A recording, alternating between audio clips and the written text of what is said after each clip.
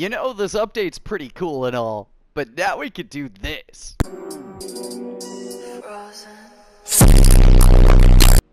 What's going on, everybody? My name is Tenebrous Infinite, and welcome back to Generation Zero, where I'm going to be talking with you guys about April's patch that just released today on April 17th. So this patch is dang massive. It's probably one of the most in-depth patches that I'm going to do for this game, but there is so much for us to go over. As I said in a previous video, they've made over 200 fixes that you can at least visually see, which means that there's potentially more than 200 fixes in this patch alone. So let's just get right into it here, and we're going to be starting off with some of the new stuff that they've actually added into the game. So a couple new things that they've added, just as like some fun little things, are some new looping poses and stances in the emotes, which I'm using right now. This is one of my favorites, called the awkward stance. It's pretty great.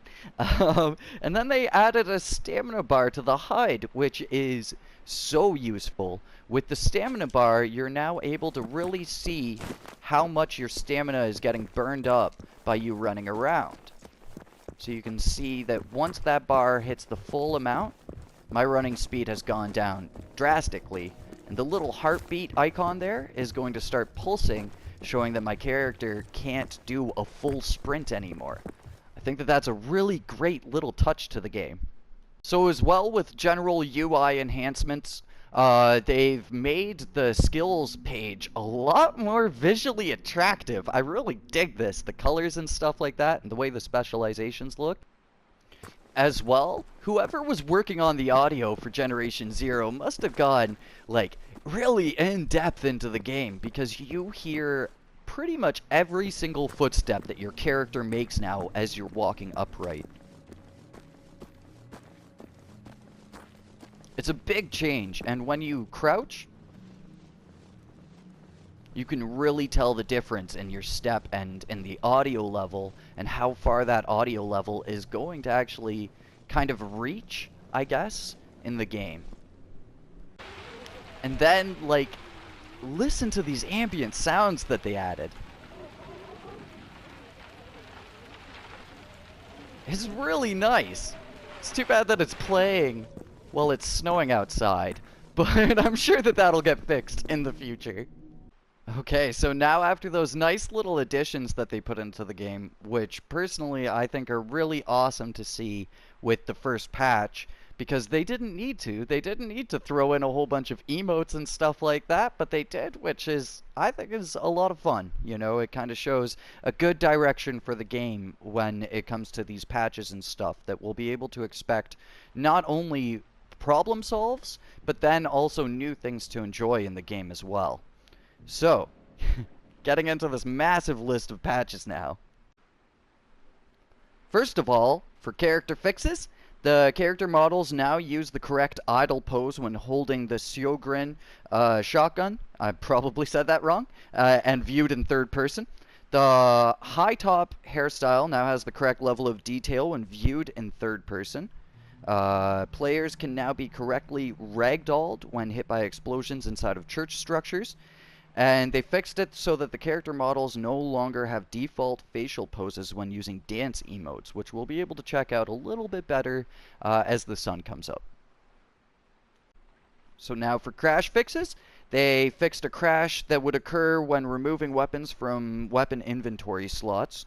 They also fixed a crash that would occur when running Generation Zero in combination with the Corsair IQ software, which probably means that's PC related.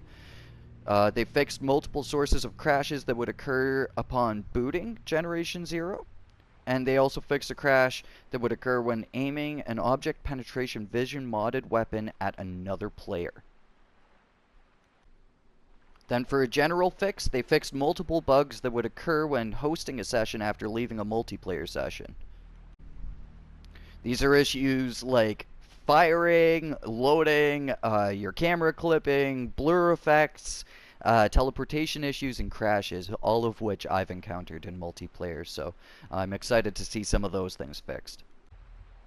Alright, so now for the enemies. I'm just going to kind of shoot through this rapid fire and highlight a couple key ones that I picked out of the bunch. But if you want, you can always pause the video now and read through the list at your own leisure.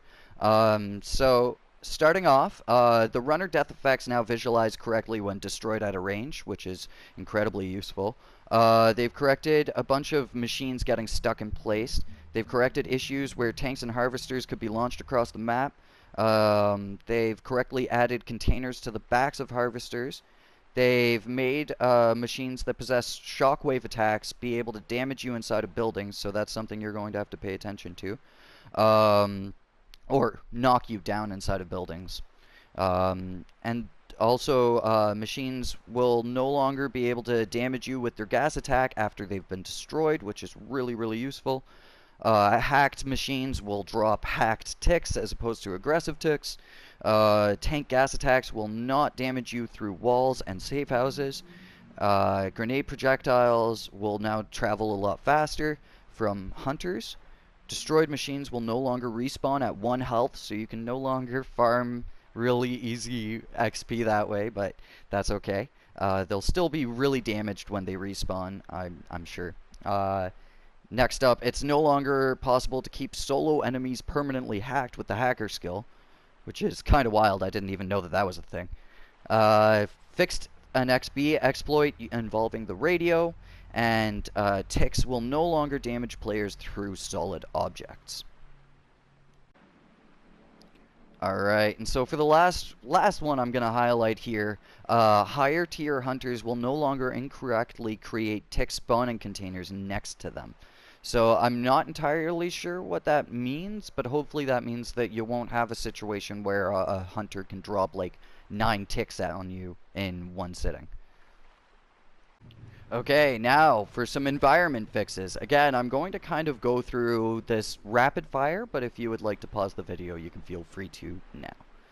So they've fixed the issue with the Saltham bunker being foggy. They've corrected building parts from popping in and out of view. It shouldn't rain inside of buildings, but we've seen earlier that there's still a little bit of funkiness with that. They fixed railings from clipping into the ground on certain building types and floating wooden poles appearing in the world. They fixed a bunch of things in Oostervik. A number of things being like a basement where terrain prevented players from entering, or where there was a clipping gate, or the grass inside of the Oostervik church.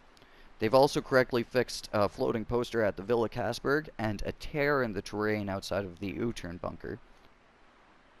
They've also fixed a hole in the terrain close to the Hjalmar's Stuga. They've corrected some flickering building assets. They've cleaned up terrain that had been clipping through bunker ceilings. And they fixed 3 floating trucks, specifically 3 floating trucks, in the bunker near Clint. They also fixed a couple of other things near the bunker near Clint, being floating props and a number of other things. They've also corrected the overlapping road signs and fixed terrain that had been clipping into the basement storage in Clint. And now for some equipment fixes here. They fixed the sticky flare visual effects. They resolved the issue with some light sources making the character look shiny. They fixed display issues for stat bars on attribute enhancing clothing, which actually, as of right now, are not displaying any stats at all. Hopefully that will be fixed promptly with a quick fix or something. They have made the player now able to correctly toggle vision modes when aiming at an enemy with the enemy marking or spotting intel skill. And they have improved the sound effect for the fireworks. Alright, so now for some functionality fixes for the PC players, and we'll be getting into some console-related specific patches later on in this video, after we get through a couple more categories here. So, for the PC players, Steam will now correctly show lost connection messages. They've also corrected an issue where the window was not maximized by default. They've corrected a handful of issues with the mouse. They've resolved an issue where some players would experience the game capping out at 100% CPU usage, so that's gonna be probably a blessed fix right there. And then a final mouse cursor fix where the mouse cursor will no longer disappear if the player is ragdolled while viewing menus. So in the inventory, they've fixed the DLC items to be much more easily identifiable, which means that they will have this little downwards arrow icon. And they've also fixed a bug that allowed weaponry to be assigned to equipment quick slots. They've also fixed a small localization issue where special characters appeared on translations of in-game newspapers. So they fixed a number of things with the map as well. They fixed Hagaboda and gave it just a single city icon. They fixed a bunch of areas where you couldn't place any sort of waypoints. They fixed the map text for the Science of Deduction mission. And same with the Skvarden Bunker safe house during the Skvarden Bunker mission. Okay, and then next up they fixed up some mission stuff. So they've fixed the message from Anita's answering machine, in which case you could receive it at various locations in the game. They've made the keypad inside, on the correct side of the wall for the mission and wrench in the works. They've made 3D models for the mission log items for Road Rage, Out Hiking, and the Spotter. They've removed incorrect waypoints when you're on the mission The Road to Seltham. They've made it possible to complete the locations Ittervik and Ibelholm Church. They've fixed empty pop-ups on picking up the newspaper item in the mission The Farm. On the mission The Farm, the Destroy Machines objective now correctly appears. Corrected floating mission items when carrying out the Flying Objects mission. They fixed the key in the Flying Objects mission. The artillery doors will no longer be locked after completing spiking the guns. Strength in numbers can now be properly completed, finally. And players will no longer experience all missions incorrectly unlocking at the same time. In multiplayer, smoke grenades, flares, and fireworks will no longer persist permanently when thrown. I didn't even know that that was a thing. When completing tutorial missions in a group, one player picking up items will no longer trigger that stage completing for all, which is incredibly useful for if anybody wants to go out there and experience the story of this game in multiplayer. They fixed an issue with mission items not appearing for either host or client player if client player picks up the mission trigger. They made it so that players will no longer receive an error message when accepting an invite to a new game mid-session load. They fixed an issue where players would not be able to see each other on the team menu if they had spawned far apart. So there you go. Those are a bunch of really good fixes to the multiplayer side of this. Now here's the real controversial part though. So for reviving. Basically now, reviving in combat is much smoother and works as intended. I'm not quite sure what that means, but throughout gameplay I'm sure I'll learn. And they've also dropped the adrenaline shot drop rate, which is really harsh for solo players, but I will be putting out videos on how to farm adrenaline shots in the very near future. So for a quick fix that they made on safe houses, they made it so that bunker safe houses don't have locked doors in them anymore, which is nice. Now for a couple fixes on the skills, the make 'em count skill now better describes its functionality, and also it correctly applies to the intended weapons. The tips will now be provided on how to remote hack. Steady feet will now function correctly. Armor damage now works as intended. Your survivor skill is clarified, and the commander skill is clarified. So let's go into that here real quick. So after looking through it, it seems like they've just clearly outlined that for the survivor perk, that it's once per combat, and then for the commander, it means that the field radios can be used 6 times as opposed to 3. Now for a couple trophies and achievements, they've fixed the one-shot, one-kill achievement, the elementary achievement, the Sapper achievement, and the Go-Getter achievement. Alright, so for a couple UI fixes here, they've corrected some of the issues with the enemy marking skill. The loot interaction window will no longer stick on the screen when you're ragdolled away from a loot source. They've improved consistency on how drag dropping ammunition to weapons and your inventory works in general.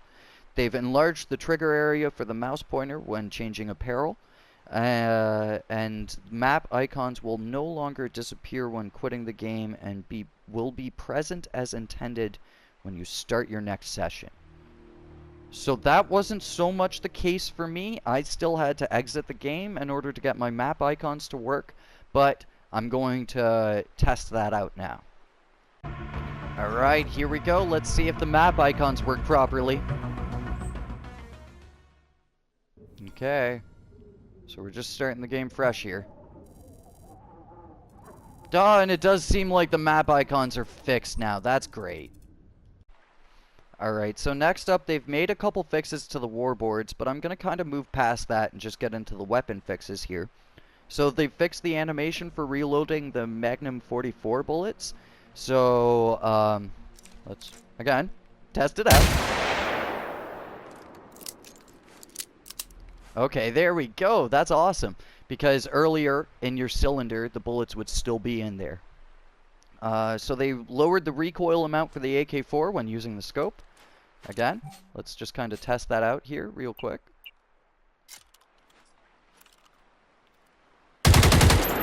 That's good. Normally it would send you way up there. Okay. They fixed an issue where the Grant-Gavar would obscure the screen when switching it to the handgun.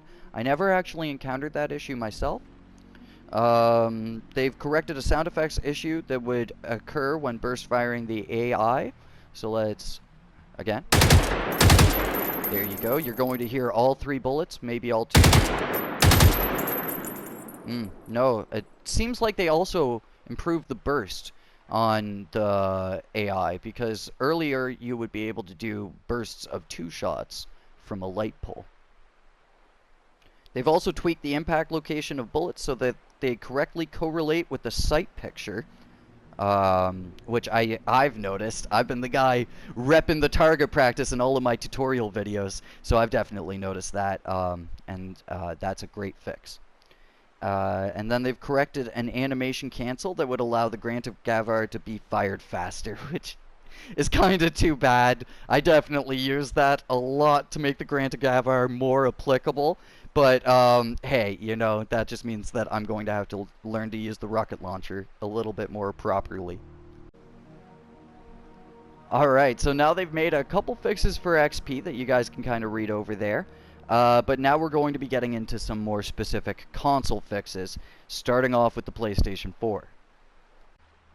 So for the PS4, they fixed a detail on all of the bridges, and they no longer have a delay on the multiplayer menu opening, which is good. And then between both versions, they've fixed the invisible wall on Seltham, and they've also fixed the issue that would prevent you being able to switch weapons. And now for Xbox One, they fixed an issue with the details not showing properly at the Svarden bunker. And they've also fixed an issue where you would get kicked back to your Xbox homepage when accepting a game invite when trying to make a match.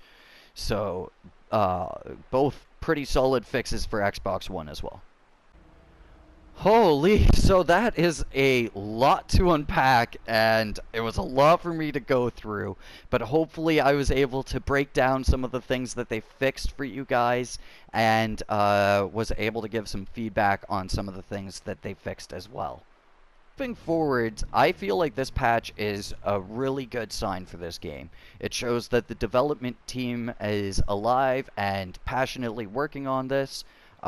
They have been listening to our feedback, and you know, even though this patch didn't fix a lot of the things that I would have liked to have seen fixed, like enemy teleportation or, you know, various hindrances like that, they did fix missions, they did fix, you know, a lot of other things, a lot of UI things, and a lot of polishing things in this game that really were necessary to be fixed. So after watching the Generation Zero dev team live stream about this patch, I was able to gather a little bit of information from what they were saying. Okay, so a little bit of information that I've managed to glean from the dev live stream today was that everything we saw in the patch was pretty much everything that they could fix reasonably within this amount of time. So reasonably, we won't be seeing things like massive updates like guns and new enemy types and things like that for a little while here, because they still have to work out and polish a number of factors in the game after this patch. Things like enemy teleportation and, balancing issues and stuff like that. But I think that this patch is a great example of things moving forwards, and that the dev team is just as passionate about getting this game into great shape as all of us in the fan base and the community around it. They mentioned in the live stream something of a regular schedule when it came to updates, so I look forward to seeing that happen. For now, we're just going to have to wait on news from the dev team for any further patches and any further updates coming to the game. But if you guys want any of that information gone in depth and in detail, subscribe to my channel and maybe like this video. I will catch you guys in the next one. Peace.